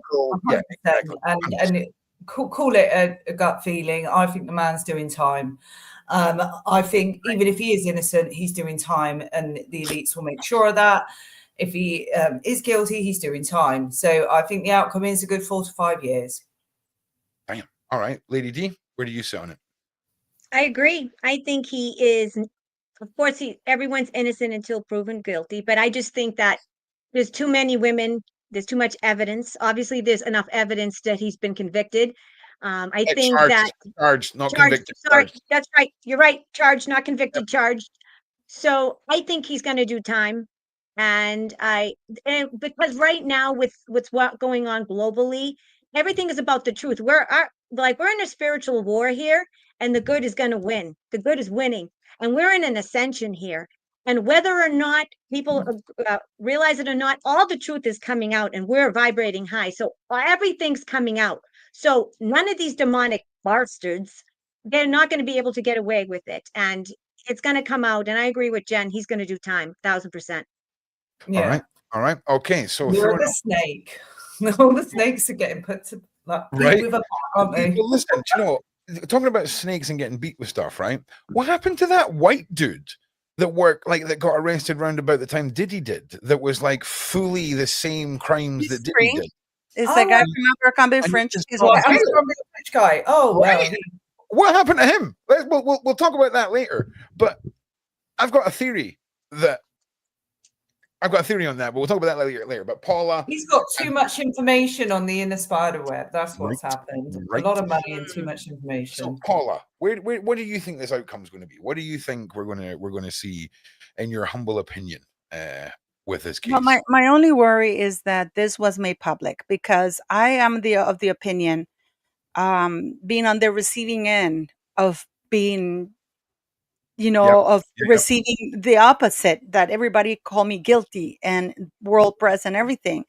If my ex-husband did it for a reason, because to this day, 10 years later, it's still following me. Okay. No, it doesn't matter how many times I show the proof that he was lying. It doesn't matter. To me, it would have been better if this had been kept quiet. It had gone to court. And once the findings, because then you give everybody a fair chance, because that's what the whole point of this is. But right now, we have angry victims. We have angry victims who don't like this man because he's that jerk. Clearly, he's very dislikable. He's a product of the 80s or whatever, that right now, probably people who are 30 or 40, because believe it or not, if you're 40, 56 and 46, there's a huge difference in mentality, at least for me, that I find even nowadays, with people. I don't know if it's going to do time. I am looking also into the Weinstein case, because out of the 125 women that accused him of things, only one is standing up, and that looks like she lied. And he everything was revoked in New York. Okay. So we have to be. I don't think he's going to go to jail. Okay. I think he's going to be maligned forever, even if he's found innocent, or even if he can. How can you prove this without beyond a reasonable doubt? How can you? That's the problem. Go. Okay, interesting. Okay, Bev, what do you now? Don't give us your Beverly Rhodes Jedi opinion. Just give us your Beverly Rhodes regular human, not trying to fit in at all. Just normal lady, gut feeling. What do you think? I don't do gut feelings. Yeah, her gut feelings are. No, Beverly, humans have guts. Remember, humans have guts. I keep telling you, you got to blend. Okay, right? Yes, got to blend. But also, let us not forget my past, and let us not forget where that comes from, particularly with that Cabal background. And if I base what's happening on the Cabal background, I would say that knowing how they need to remove him from the big mouth that he is, and the danger that he puts a lot of very, very influential people in, it would be very unlikely that he would be able to get out of this mess, because the Cabal will not allow a big mouth like that to continue speaking out. So they will probably, knowing them extremely well, and knowing those that he has, caused a lot of trouble to by what he's saying, those that are way up here and manage all sorts of things, they would have asked for his bum in a sling, so to speak. So that would be what's happening. Are you hinting at what has been known around the world as another Epsteining? Is that what we're hinting at here? Epstein or Assanging? Oh, yeah, very similar. There's no way they've got to shut the big mouth up. Wait, what happened? What do you mean? What happened to Assange? Assange is still alive, right? He's still alive, right? They kept him quiet in jail for a very long time. Listen. Do not get confused with an Assanging and an Epsteining. They're very different things. Those are two very different things. Epstein's the one-up level from Assanging. Right. Yeah, right. Exactly. It's just the floor below. It's the pre-Epsteining is the Assanging. Nice. We're establishing a ladder here. I like it. Now listen. Well, we could end up calling this then. This can be level 3, so that this could be the branding. It works well. It works well. Well, look, we've got our first caller coming to join us, and it is wonderful Kat. So I'm going to drag her in here. Kat, are you there? First, I'll just give her a chance to pause our TV there. I brought her in very quickly there. And she's just about caught up with the stream, so just bear with me. Are you there, Kat? Steaming in. Hiya. How you doing, mate? How are you? You're live on the Sean Act channel. You need to pause. You need to pause your show that you're watching if you can. That's much better. How are you? Have you got a question for the panel? I'm good, thank you. Well, I just wanted to thank. Hi, Louise. Hi, Jen. Hi, everybody. Hi, Bev. From a nursing perspective, years and years and years ago, I spent a day in a gum clinic, and I saw gonorrhea quite a bit. But fast forward to like COVID, when I was working in a GP surgery, some of the GPs were really concerned about super gonorrhea. So when you have cases like RB and Diddy and then Giselle Pellico in France, it's the first thing that hits, isn't it? The women that are suffering from these STDs. That's the first sign of picking up from any of this stuff. It's the first point of call I found from Giselle Pellico, but it's quite worrying as I don't know, thinking about, we're going to run out of antibiotics to treat these things, going forward. From a medical point of view, we could do without people spreading it about, basically, is what you're saying. Yeah. Put something on it. Put something on it. Okay. Dress it up. Do you know what I'm saying? Be safe, people. Yeah, glove up. People. Just a nice little bit of proactive health advice, if nothing else, there, Cats. Just to remind us all there of a bit of adult health care that we can all be. Use it or lose it. Someone once said. No, that's too severe. No. A condom, that is. Yeah. No. Well, you wouldn't want anything rotting off, would you? No, absolutely not. That's not what happens, though. That's propaganda. Okay, it doesn't. Sorry, I'm going. If only there'd be a lot less problems in the world. How dare you, ladies? How dare you?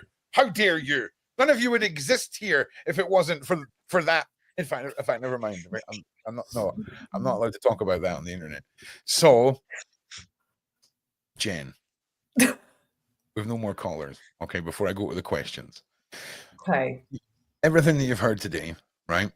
And what stands out in all of this for you? What's been the most interesting watching the public reaction? That sounds like a question that somebody with a brain would say. Yeah. What has been your biggest sort of point as this is broken? What stood out? I've agreed. Everyone on the panel has had valid points, right? And as I sit here and say I stand with the victim, I still can't say Russell Brand is guilty of those offences. All I know, he is guilty of being a promiscuous man, which he's admitted in his bookie wookie. And, obviously we will hear everything and everything will be revealed on the 2nd of May. So it's coming up very fast. And I guess, in my opinion, he's damned. He's I don't think he's going to walk away from this. I really don't feel that's going to be the outcome this time. I don't feel that, and this is just intuitively. Obviously, I've never worked in the legal system, but I intuitively think he is going to do some jail time. Okay. Well, look, we've got another caller. We're going to bring Uber. Oh, yippee! That saved my bacon there. I was like, I was going to ask you another question. It's a really good function. I'm not going to lie. I do like the calling. Uber, you are live with us. How are you doing today, mate? Oh, no, you can't hear me. Hang on a second. Uber, you're live with us, mate. How are you doing today? Welcome to the Show Network channel. Uber. I'm very well, thank you, mate. Yourself? Very good, mate. Very good. How's things going? Have you got a question for the panel? You got something you want to throw in on Mr. Brand on this fine day? Hi, guys. How are you? Hope you're well. Yeah, well, I did watch his response on his little ticky-tocky thingy, whatever it is. Yeah. Russell Brand, and I really wanted to believe him, but I know you've all seen it, and this is what I heard. All right, I heard a prologue, which Tolkien would be proud of. I heard a lecture on Christianity. I heard how he's bringing us to the light, like his Messiah complex, and told us that he never was a hairy apist. Did you just hear him just deflect? A denial. Yeah. Like mentioning the Manchester stabbings. He has not denied the allegations in his own language and his body language. If you watch, when he brings his finger up when he says, I never was a drummer until I learned to play the drums.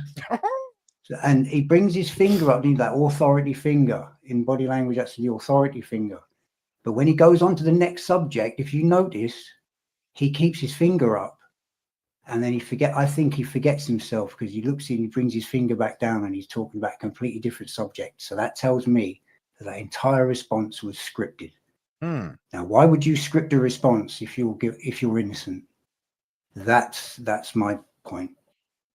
Could you not argue that with the fact that he's a celebrity, there may be a PR team involved, and a certain level of scripting is just like he's had coaching 100%, Ron. He's been coached, and that's a scripted response, but his language still gives him away, and so does his body language.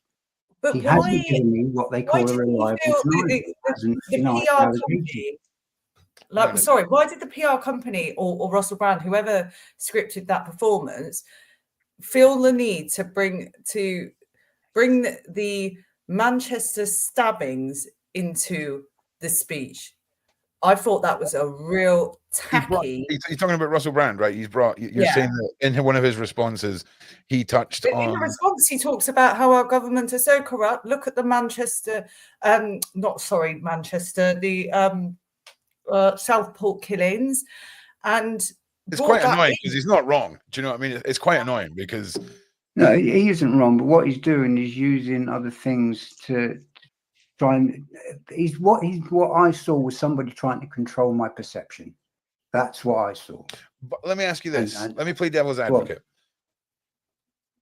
And I just want the side chat to know Ron's just putting over a debate question. This isn't what Ron actually thinks. This is how you create a discussion, okay? So if he was totally innocent, right? If he had a photographic memory of every second of his life, right? Or he'd kept detailed diaries that are whatever stupid reason you need to know for him to know he's innocent, right? Do you not think his angle that he would be pushing is the exact angle he's pushing right now? Yeah. But there would be a reliable denial. You'd come at an innocent. I would expect an innocent person. Me personally, if somebody accused me of hairy aping, I'd be going absolutely chicken oriental. I'd be out for blood. I'd be going mad. Okay. Yeah. I mean, and I'd be saying, I'm not a rapist. I'm not hairy apist. Yep. I never was. That's not what we call a reliable denial, John. In Ron, I should say. That's right. In what I'm learning. No, I'm with you. Plus, as well, we're not talking about allegations. We're talking about fully fledged charges that are being brought to big boy court. So 100%. They must have enough to charge him. The CPS don't generally charge people nowadays if they don't think they've got a winnable case, or they don't think you've got a case to answer. And let's put it to it this way: when it comes to cases like this, we may how I was talking about, well, to me, it matters when these crimes were reported and all the rest.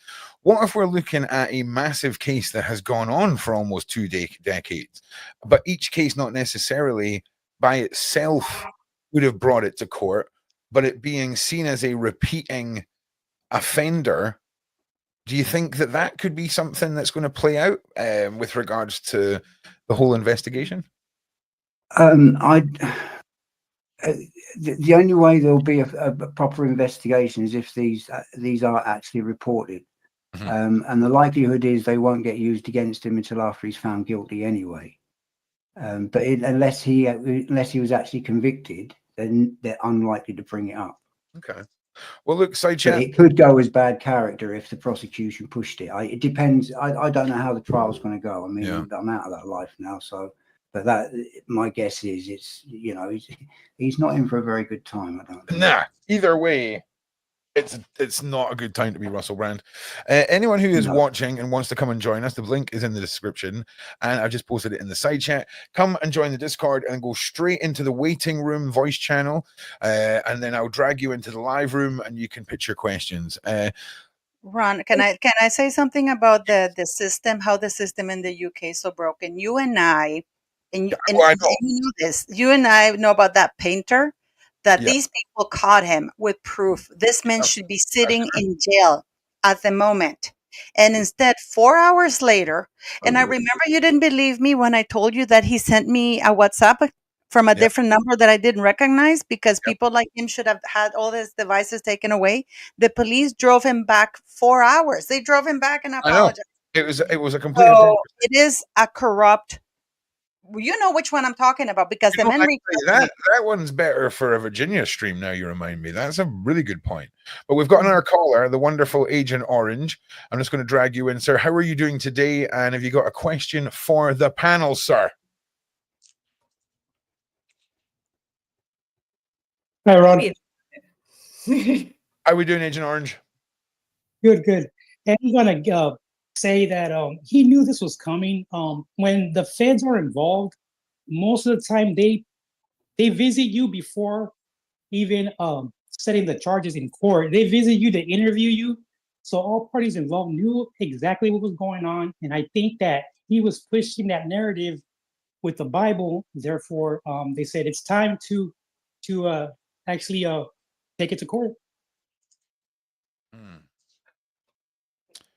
So yeah, I don't believe his Christianity. I'm sorry. I mean, and I know that people can change, but it's just the way he talked about it. It reminded me of a priest that got expelled from a church down the road. You know, it's like he got caught doing stuff. You know, it's like I kid you not. You know, and I was like, I wasn't surprised when he was asking the question why these people waiting 20 years to come forward. We don't know. They obviously don't know what trauma's like. But my answer to them was, well, Paul waited 30 years to write his gospel, but nobody's whinging about that. Well, this is the thing about it. I don't think any of us know when anything was reported yet. I think everyone is taking it as everything's just come into the news this week, but it's 100% not.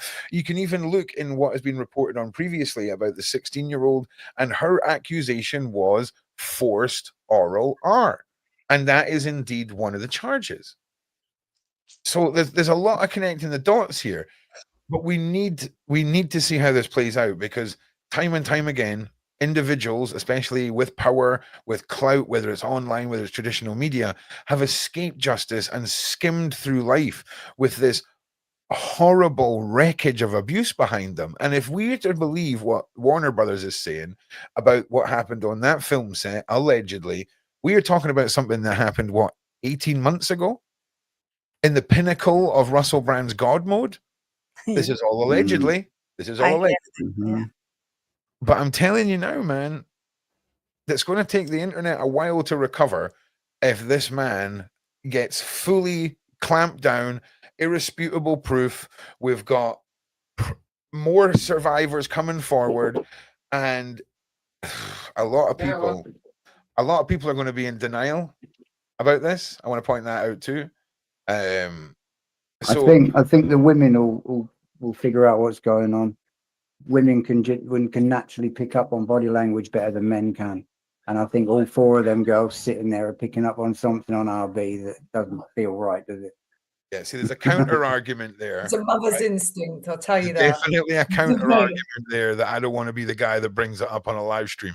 Okay. Well, I will. But we don't know who the victims are. I haven't seen them not the point, physically. I've only seen Russell Brand, who's despicable, but I don't know who the victims are because I don't unlike I'm just going to stress this point. Unlike the victims, Russell Brand does not enjoy anonymity, so we can all do this live about him. If we knew the names of the victims, I'm sure there would be lives about the victims that people could dissect their lives, and they would go hard on them because everybody has done something stupid in their past. I mean, I just did something stupid at Cheyenne's concert, you know. And then there's 4 counts of R though. No, I know. No, you know what I mean, Ron. Of course. I do know. But do you know what I understand? I actually done an investigation into a guy, Paula, who his whole thing was using the white stuff and getting to a point with a few beers where he would justify brutal assaults on people, right? And it was that, and I just want everyone to understand, this is not me saying this is an excuse.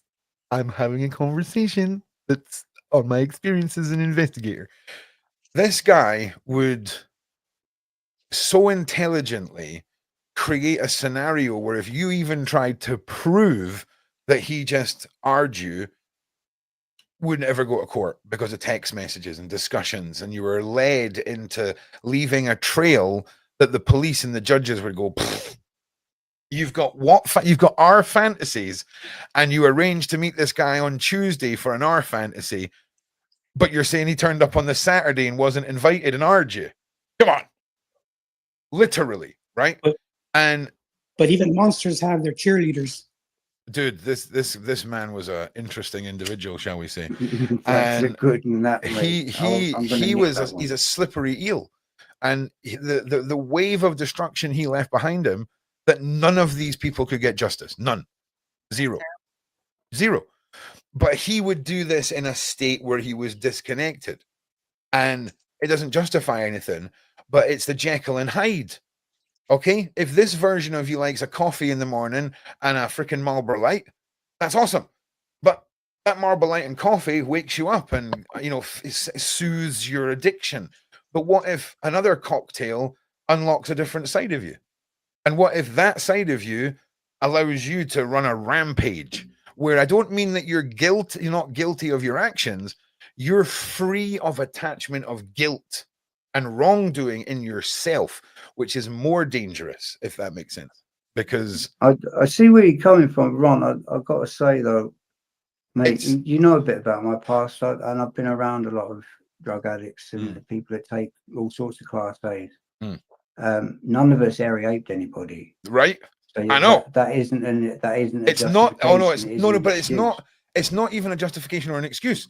That person just so happens to use whatever those substances are to justify and create that disconnection where he doesn't have to feel guilt about the horrors he's committing. Very probable. Very so possible, it's not. Oh my because God! It's in him before he takes the drugs. Well, this is the thing. But the drugs. And his history goes. His history goes back into his late teens and is documented, right? So what I'm referring to is when you have an individual who has no guilt about doing horrible things that a woman is screaming stop to, and you don't wake up and lose sleep over the trauma of just the noises, right? Just what I would imagine, just what I would imagine the sound of that happening would be traumatizing to a normal person, right? So he uses that as a way of sleeping at night, that detachment, or creating a fulfilling prophecy in their twisted minds where he becomes the God character or whatever madness that these... He has delusions of grandeur without a doubt, in my opinion. It's wild, dude. It is. I tell you what, bro, 100%, because the individual, man, that delusions of grandeur falls right into that 100% as well. That's exactly what it is. He's extreme narcissist. I think he's very, very narcissistic, and well, he's blatantly narcissistic. Yeah. Well, we've definitely to do that to somebody. You know, that's psychopathic. Yeah. Yeah.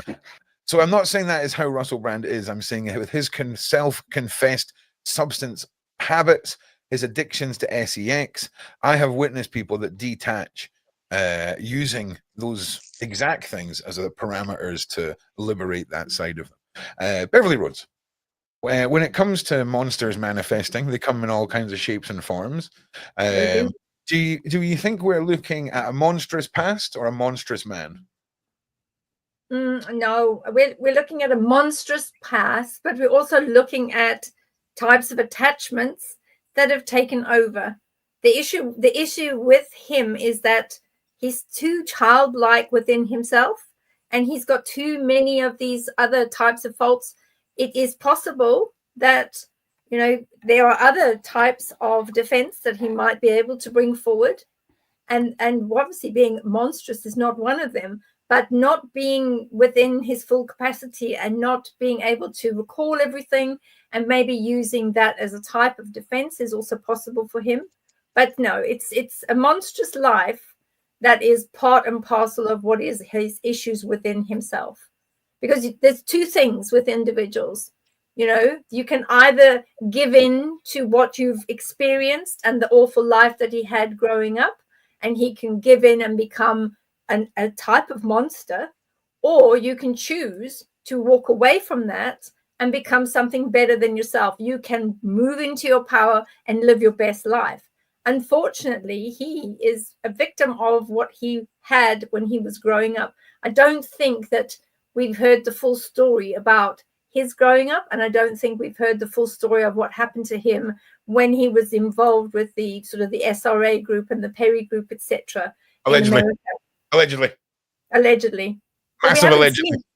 We haven't seen it. We haven't heard it. We don't know anything of it. So or is it allegedly? When we're looking at that, we haven't heard anything about it yet.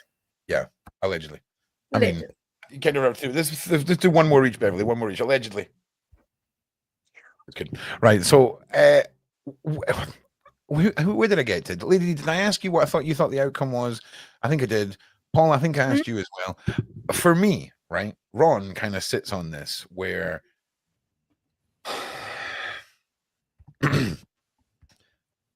I sadly think that there is an argument to put forward that Russell Brand may, and this is one argument, that there is definite evidence that you could put forward a multitude of arguments that something could have happened where consent was removed or consent was never given but presumed given, and Russell Brand could have, through his own God complex of narcissism, engaged in some terrible things. I genuinely think that could 100% be argued. Do I think also why is he still on social media? Because he's not been charged yet. You got to remember, we've all got to keep a level head, right? We've got to keep a level head. Right. We've got to keep a level head. Okay. He's out, he's bailed, he's innocent until proven guilty. We've got to stay level headed, right? But right. I also believe that I'm really interested in knowing when all of these crimes were reported, and it's not about because I don't believe the victims, it's because I want to know when the interest from the British prosecution system peaked up for Russell. Because if we had all of these things happening all these years ago, what were they doing? Because apparently years ago, he was the jewel of the freaking entertainment industry, and they were all cashing in on that guy. Okay, they were protecting the freaking sucking at the teat of Brand, protecting that cash cow. Do you know what I'm saying? And then all of a sudden he jumped ship. And now they're going, all right, you know, these women that have been absolutely traumatized that we've actually just forgotten about, let's give them a call. And that doesn't mean Russell Brand should be forgiven. That means really how many more victims did they create by protecting him if that is indeed the case? Do you know what I'm saying? Okay, let me reword this. Why does he still keep himself on social media? Because that's his thing, Agent Orange. As soon as he gets any dirt thrown at him, as soon as anybody hits him with anything, he is in your face. He would look guilty as sin if he deleted his account. Hang on, Discord. Hang on a second, Discord. 1 second. Jen, excuse the impoliteness of the Discord for one moment. What were you wanting to say there, Jen? No, I was saying if he took his social media accounts down tomorrow, he would look guilty as sin. That's why they're still there, and he doesn't want to. He doesn't want to, look that way. Or But I was thinking about what I can't stop thinking about what Louise said earlier about him throwing a cat down the stairs, and I was writing some notes there, and I was like, people who hurt animals and small people for fun are evil. Well, do you know, it's not even that it's evil. Not always. Hitler loved animals. No, we're talking about. He was a vegetarian. I mean. Well, look, that means there's someone worse than him. Well, look, we've spoken at length with criminal profiler Phil Chalmers, and exactly what Jen says there. There are signs of psychopathy. There are signs of evil that you can see in children, and one of them is harming animals and all of this kind of twisted. We all watched the freaking Dahmer series on Netflix with those tadpoles in the oil. It's dark, right? And it is one of those signs, but we're not necessarily talking about a child here. We're talking about a grown-up or a man, shall we say, or somebody who's older. So it kind of seems a lot worse. Okay, at least if you're a child, you would hope that you wouldn't come up with these things. But as an adult, not to throw a cat down the stairs. Yeah, I guess he was trying to teach the cat not to come up, and the only way he thought it was to be cruel to the cat. Right. I just want to say something about the why he's still in social media. Yeah. I can tell you that I understand it because I remember articles would be published about me without them calling me to get my point of view. Yeah. And afterwards, after the articles were made public, they would say, "Oh, by the way, we published an article about you," and blah, blah, blah. And then I'm like, what? Who are you? Yeah. And then when I showed them all the evidence, they came back to me and then you know what they said? "I'm sorry, but the article was front page and my editor thinks that it's going to look bad on us if we now retract it. We apologize to you. We promise not to publish anything more about you," but they didn't take the other article down. So I think that this is why I started my YouTube channel. I was surprised when people listened to me because you get so used to being shut down by everybody and nobody wants to listen to you. So I was shocked. So I guess that he's thinking in his mind, and this is just my take on it, that he's taking on mainstream media because we know how mainstream media has a way to like cattle drive a narrative, and one to the point, as you were saying, Ron, that they were all being perverts for so many years, and he was okay, and he was lauded as this great little guy and funky, quirky, probably smelly looking guy, because I'm sorry, I don't mean to be rude, but he does look like he looked a bit oily. I'm not going to lie. He always looked like he just slipped in something. But he was their pervert because they were all doing that. The problem was when he turned on them and he stopped being the perv. You know what I mean? So, okay, now he's not going to be a perv anymore. He can be a threat because he can oust us because he knows too much because we have perv together. You know what I mean? Kind of thing. Yeah. Pervs of a feather flock together. Nailed it. Yes. Again, though, you could be existing in a world where all these things are happening consensually, and then all of a sudden, someone like Russell Brand goes rogue, right? And I imagine there might be a lot of people who would be like, "Oh no, I was at that party years ago where something allegedly happened," and all the rest of it. But to be honest, I don't know where I stand with. I'm going to say something really gross that I told my son that I probably shouldn't be telling you guys, but I did. I said, Henrik, we're in an age right now that he has a girlfriend. Is it YouTube friendly? Is it YouTube friendly? YouTube friendly. I said, whatever you do, my son, ask the woman permission to record her whenever you guys are being intimate. Because now, before, during, and after, because if you have to, we're at a point right now that the poor guys have to ask you while still doing it, are you still consenting? Are you still saying yes? Have you still not changed your mind? So I said this to my son because any person can now come claim and say whatever they want, and people will jump on a bandwagon, and by the time you're innocent, or by the time you're proven innocent, you have that stigma.